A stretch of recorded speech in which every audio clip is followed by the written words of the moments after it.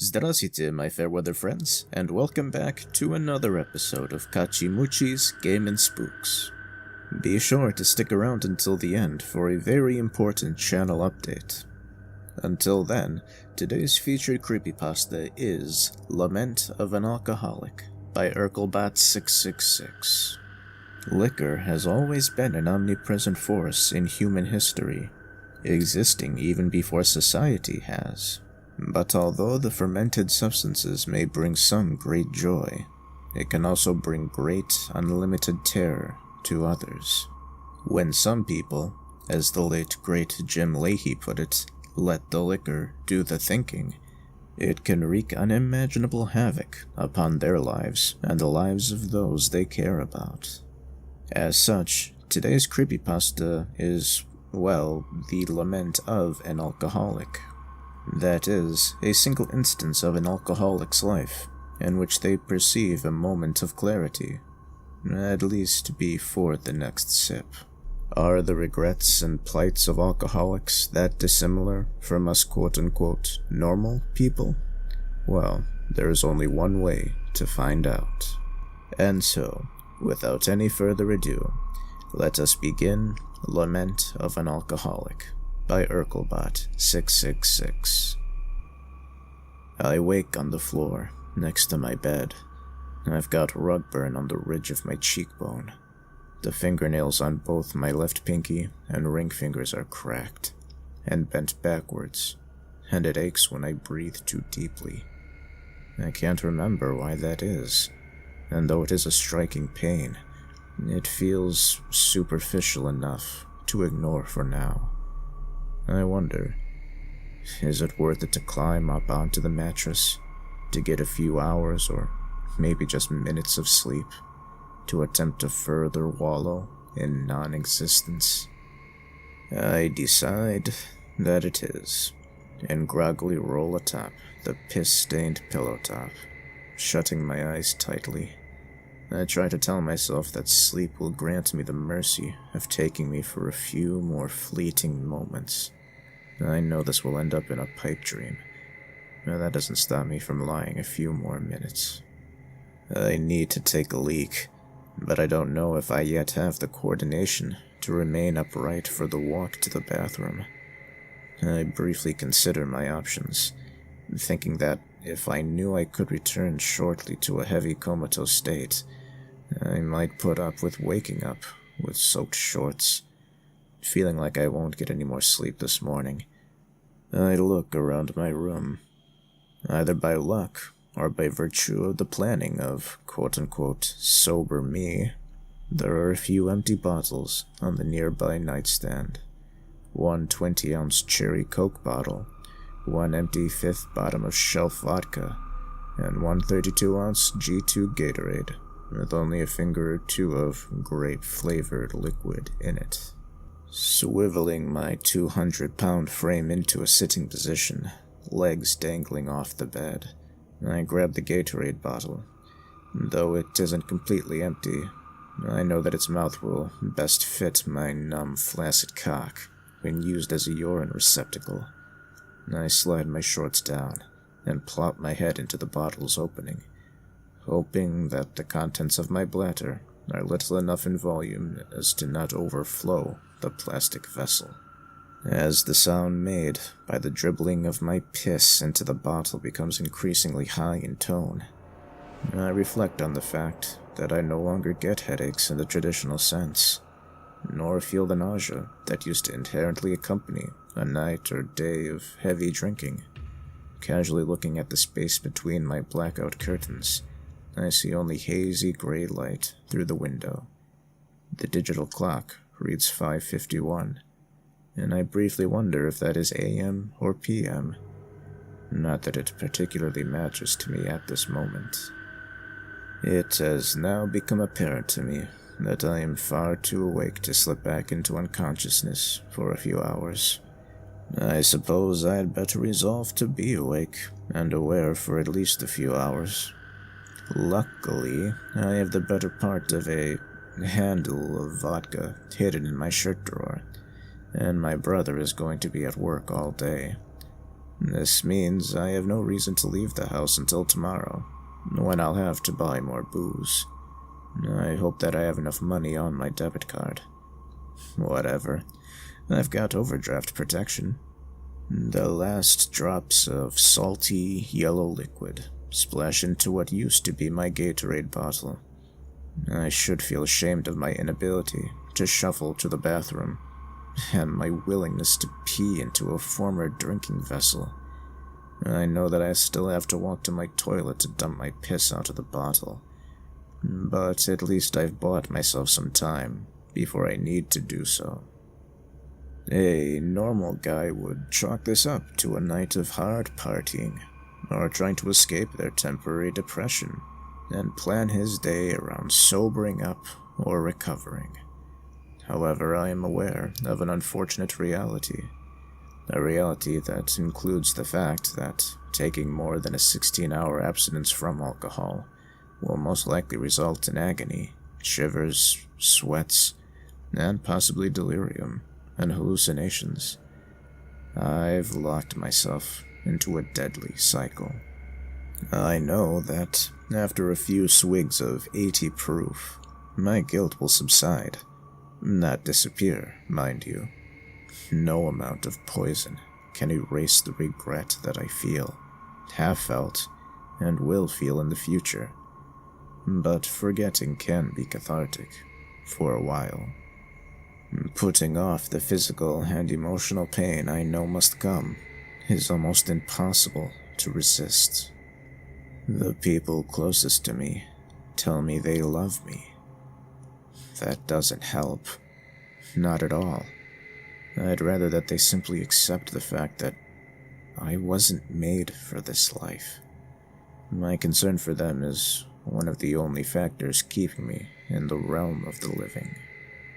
I think of everything I have lost, everything I still have, and everything I have yet to gain and subsequently lose. It all seems the same right now. I logically know what I'm supposed to do, what common sense and the world around me wants to do. Yet I can't come to terms with it. There is very little left that seems to me to have any meaning. There was so much that I wanted to do, so much I wanted to make, share, and display.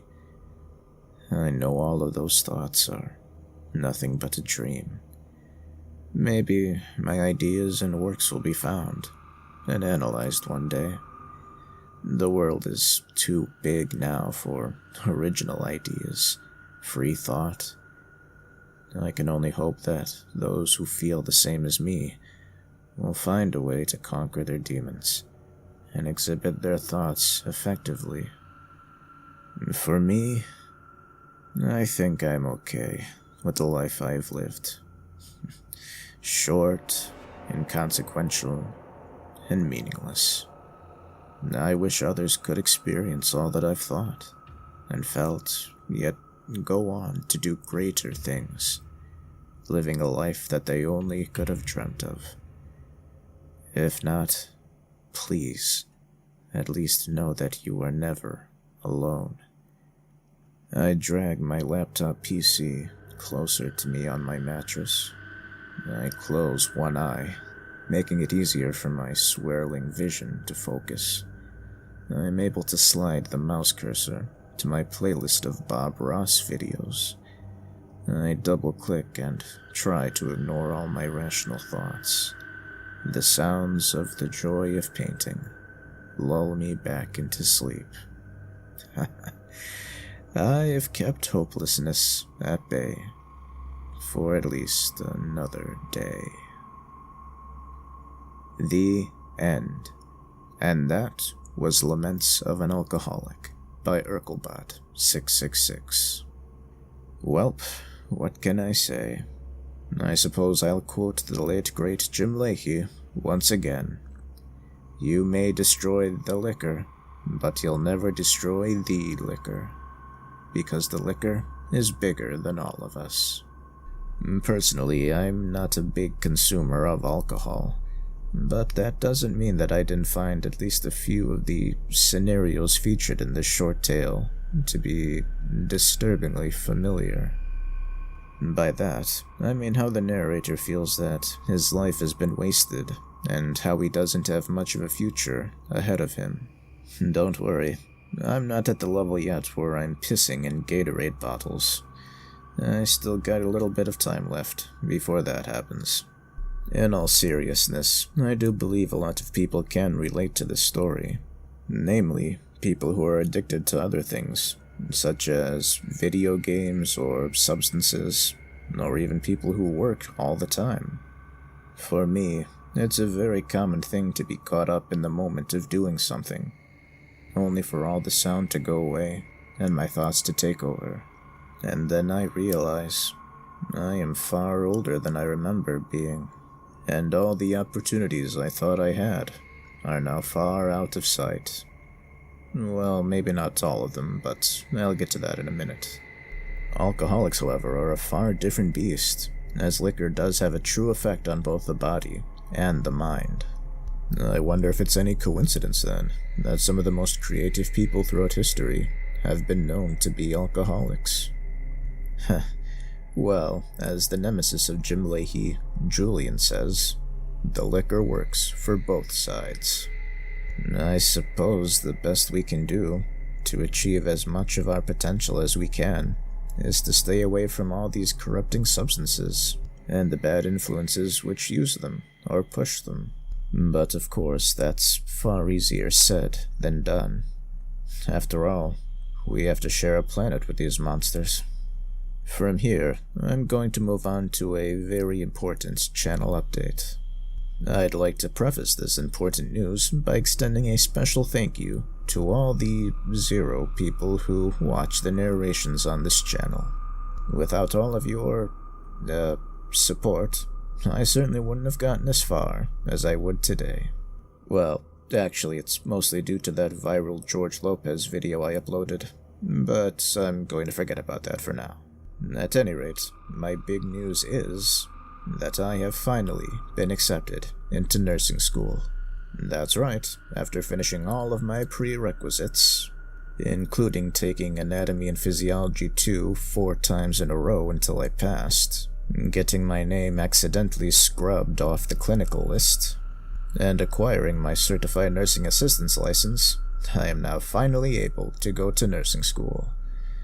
Yippee. This is going to be a 2-year commitment, to which I have also received a full-ride scholarship from my workplace. So, naturally, this is going to require a majority of my focus. And although it is my own laziness which allows me to record only 1 video per month, needless to say, my free time is going to be at a premium, even more than it already was, I suppose. So while I can say that this isn't the end of Kachimuchi's Game and Spooks, it does mean that the upload schedule is going to be kind of up in the air. Well, it already was up in the air. I never actually had an upload schedule, but it's going to be more up in the air than usual. I guess in that regard I should be grateful that I am my only best viewer. What an honor. I'm sure I must have said before that I created this channel mainly to serve as a repository for my own narrations and creepypastas, so I can listen to them on my own time.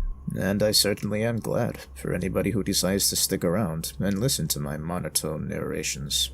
From what little research I've done on this nursing class, I can tell it is going to be quite arduous and time-consuming. So I likely won't have the time to slip into the vices, like the main character of this featured creepypasta. I guess that's good news. At any rate, this is a very important opportunity that kind of came out of nowhere, so I'm going to do my best to see it through as best as I can. And if that means this channel gets slightly ignored in the process, well, it's not like many people weren't already ignoring it in the first place. And with that update out of the way, thank you very much for watching or listening to this installment of Kachimuchi's Game and Spooks. Why not do us a kindness and leave a comment, share, or subscribe. And as always, Leave suggestions for any creepypastas you'd like to have narrated below, even though I likely won't have time to narrate them. Now, if you'll excuse me, I'm going to get drunk and eat chicken fingers. This has been Kachimuchi, and that's about all I have to say about that. Farewell.